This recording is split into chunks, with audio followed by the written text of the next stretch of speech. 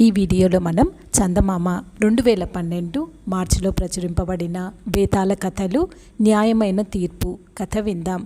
పట్టువదలని విక్రమార్కుడు చెట్టు వద్దకు తిరిగి వెళ్ళి చెట్టుపై నుంచి శవాన్ని దించి భుజాన వేసుకుని ఎప్పటిలాగానే మౌనంగా శ్మశానం కేసి నడవసాగాడు. అప్పుడు శవంలోని బేతాళుడు, రాజా, నువ్వు ఈ అర్ధరాత్రి వేళ ఏ ప్రయోజనం ఆశించి సంచరిస్తున్నావో నాకు బోధపడటం లేదు. బహుశా ఎవరికైనా న్యాయం చేయడానికి ఈ పనికి పూనుకున్నావేమో. అయితే కొందరు వ్యక్తులు ఇతరులకు న్యాయం చేసే సమయాన ఒక రకంగాను, తమ వారికి న్యాయం చేసే సమయాన మరొక రకంగాను వ్యవహరిస్తారు. వీరిలో నీవు ఏ కోవకు చెందినవాడివో ఆత్మపరిశీలన చేసుకోవడానికి వీలుగా పూర్వం అక్కమాయకుడు అనే రాజు పరులపైన తనవారిపైన తీర్పు చెప్పే సమయాన ఏ రకంగా ప్రవర్తించాడో చెబుతాను. శ్రమ తెలియకుండా విను అంటూ ఇలా చెప్పసాగాడు. శిఖరపురి రాజ్యం రాజు అక్కమాయకుడు ధర్మనిరతుడు, న్యాయకోవిదుడు. తీర్పులు చెప్పడంలో అతనికి అతనే సాటి అని రాజ్య ప్రజలే కాదు, పొరుగు రాజ్యాల వారు కూడా చెప్పుకునేవారు. అంతేకాదు, రాజ్యపాలన క్లిష్టమైన విషయాల్లో తీర్పు చెప్పేటప్పుడు సాటి దేశాల రాజులు అక్కమయూకుడిని సంప్రదించి తగిన సలహాలు తీసుకునేవారు. ఒక పర్యాయం అక్కమాయకుడు సభ తీర్చి ఉండగా ఇద్దరు వ్యక్తులు తీర్పు కోసం అతని సమక్షానికి వచ్చారు. వారిలో ఒకరు వణిక్రపముఖుడు రత్న విభూషితుడు కాగా రెండో వ్యక్తి కాలరుద్రుడనే దొంగ. అక్కమయూకుడు వారి వంక చూసి, మీ సమస్య ఏమిటో విశదీకరించండి అన్నాడు. అప్పుడు కాలరుద్రుడు, రాజా, నేనొక దొంగను. ఈ వ్యాపారి ఇంట్లో దొంగతనం చేస్తూ దొరికిపోయాను. ప్రతిగా అతడు నన్ను శిక్షిస్తాడని భావిస్తే అతనేమో నాకు తన ఇంటనే నౌకరు ఉద్యోగం ఇచ్చి ఆదరించబోయాడు. అది నాకు చాలా ఇబ్బంది కలిగించింది. నాదసలే దొంగ బుద్ధి. ఆదరించిన వ్యక్తి ఇంటనే మరలా దొంగతనం చేస్తే మరి నాకు పుట్టగతులుండవు. అందుకే తమరు విచారించి నాకు తగిన శిక్ష విధించండి అని కోరాడు. అప్పుడు రత్నవిభూషితుడు, మహారాజా, నేను ఈ దొంగతనం గురించి అతని నోటని విన్నాను. అతడు పేదరికం వల్లనే దొంగతనాలు చేస్తున్నాడని తెలుసుకొని పని ఇవ్వబోయాను. అందుకే అతను ఇంతగా మదన పడుతున్నాడు. నా ఈ చర్య సరైనదో కాదో ప్రభువులు మీరే తీర్పు చెప్పాలి అని కోరాడు. అక్కమయూకుడు దొంగతో, నీవు చేసిన తప్పుకు ప్రాయశ్చిత్తంగా 1 ఏడాది పాటు ఈ వ్యాపారి ఇంటనే జీతం లేకుండా పనిచేయి. అదే నీకు తగిన శిక్ష. ఏడాది తర్వాత అతనిచ్చే జీతంతో నీతిగా బతుకు అని తీర్పు చెప్పాడు. మహారాజు తీర్పుకు అందరూ కరతాళ ధ్వనులు చేశారు. మరొక పర్యాయం అక్కమయూకుడు సభ తీర్చి ఉండగా భటులు ఇద్దరు వ్యక్తులను అతని సమక్షానికి తెచ్చారు. వారిలో ఒకడు సంకెళ్లతో బంధించబడి ఉండగా మరొక వ్యక్తి కంటి నుంచి రక్తం స్రవిస్తూ కనిపించాడు. అతడు రాజుతో, మహారాజా, నా పేరు నిరంజనుడు. నేను మీ గూఢాచారి దళంలో పనిచేస్తున్నాను. వీడు గండర భీముడు అనే గజదొంగ. అడవి గుండా ప్రయాణిస్తున్న వారిని వీడు నిలువునా దోచుకుంటూ ఎదురు తిరిగిన వారిని దారుణంగా గాయపరుస్తున్నాడు. నేను వీడి మీద ప్రత్యేకంగా నిఘా వేసి బంధించబోయాను. అంతలో వీడి అనుచరులు నన్ను బంధించారు. వీడు నిర్దాక్షిణ్యంగా చురికతో నా కన్ను పెరికివేశాడు. ఈలోపు మన రాజభటులు రావడంతో వీడు ఎట్టకేలకు దొరికిపోయాడు. ఈ గజదొంగను కనికరం చూపకుండా కఠినంగా శిక్షించండి అని కోరాడు. అప్పుడు గండర భీముడు, రాజా, నేనితగాడిని అటికాయించలేదు, దోచుకునే ప్రయత్నము చేయలేదు.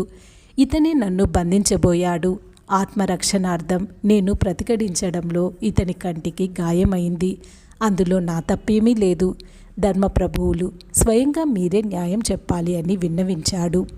అక్కమయూకుడు కంటికి కన్ను అన్న సాంప్రదాయాన్ని అనుసరించి ఈ బందిపోటు ఒక కంటిని తీసివేయండి అని నిరంజనుడిని ఆదేశించాడు. మహారాజు తీర్పును ఆమోదిస్తూ సభికులు హర్షధ్వానాలు చేశారు. కొంతకాలం గడిచాక ఒకరోజు అక్కమయూకుడు నిండు సభలో ఉండగా అగ్నిహోత్రుడు అనే పండితుడు కలిశాడు. అతనితో కూడా కుడిచేయి లేని ఒక యువకుడు ఉన్నాడు. అగ్నిహోత్రుడు అక్కమయూకుడితో, రాజా, వీడు నా కుమారుడు, పేరు నీలకంఠుడు. మీ కుమారుడు అభిషిక్తుడు నా కుమారుడు నీలకంఠుడు గురుకులంలో సహాధ్యాయులు.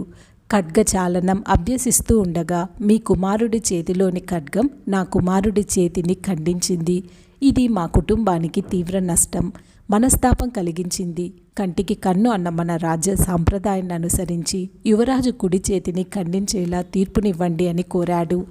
అగ్నిహోత్రుడు చెప్పింది విన్న అక్కమయ్యూకుడు కొద్ది క్షణాలు ఆలోచనలో పడ్డాడు.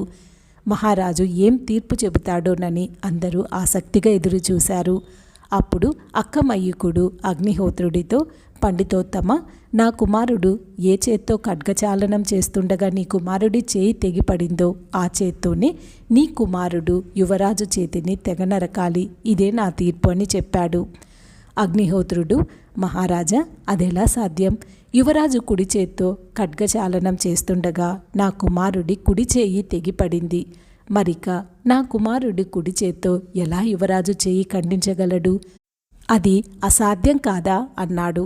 అలా వీలు పడనప్పుడు శిక్ష కూడా వీలు పడదు. అదే ధర్మం. నీ కుమారుడికి జరిగిన నష్టానికి ప్రతిగా అతనికి మంచి పదవినిస్తాను. క్షణం ఆలోచించండి అన్నాడు అక్కమయ్యూకుడు.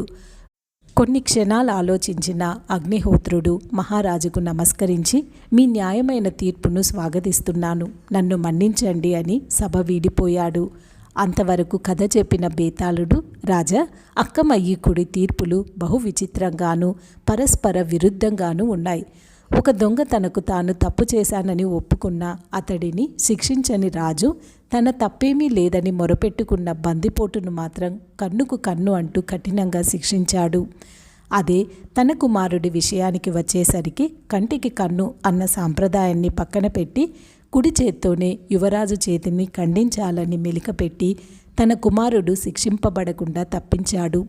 తీర్పులు బాగా చెప్పాడని పేరు గడించిన అక్కమయ్యూకుడు ఇతరులకు ఒక రకంగానూ తన వారికి ఒక రకంగానూ తీర్పు చెప్పడం అశ్రిత పక్షపాతం, స్వార్థపరత్వం కాదా?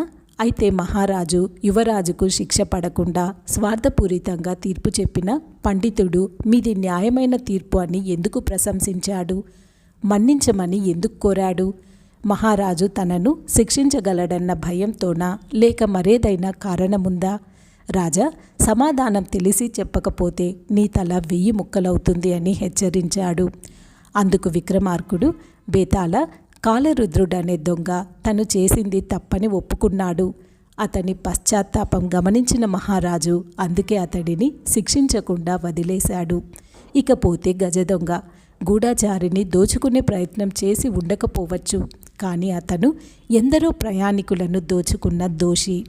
విధి నిర్వహణలో ఉన్న గూఢచారి కన్ను పెరికి అతను పెద్ద తప్పు చేశాడు. అందుకే మహారాజు కన్నుకు కన్ను అంటూ ఆ బందిపోటును కఠినంగా శిక్షించాడు. ఇక యువరాజు విషయానికి వస్తే అతను కావాలని సహాధ్యాయి చేయిని నరకలేదు. ఖడ్గ విద్య శిక్షణ సమయంలో పొరపాటున అలా జరిగింది. అందుకే మహారాజు ఈ సందర్భంలో యువరాజును శిక్షించకుండా తీర్పు చెప్పాడు. తీర్పు అనేది సర్వకాలాలకు ఒకేలా ఉండదు. వ్యక్తులను బట్టి, సంఘటనలను బట్టి మారుతూ ఉంటుంది. అది ఆలస్యంగా గ్రహించబట్టే పండితుడు మహారాజుది న్యాయమైన తీర్పు అని ప్రశంసించాడు. తనను మన్నించమని కోరాడు. అంతేకాని మహారాజు శిక్షించగలడు అన్న భయంతో ఎంతమాత్రం కాదు అని చెప్పాడు. విక్రమార్కుడి నుంచి సరైన సమాధానం రావడంతో బేతాళుడు మరలా చెట్టెక్కాడు. ఈ కథ ఇంతటితో సమాప్తం. ఈ వీడియో మీకు నచ్చినట్లయితే దయచేసి ఈ ఛానల్ని సబ్స్క్రైబ్ చేసుకొని ఈ వీడియోని లైక్ చేయండి. ధన్యవాదములు.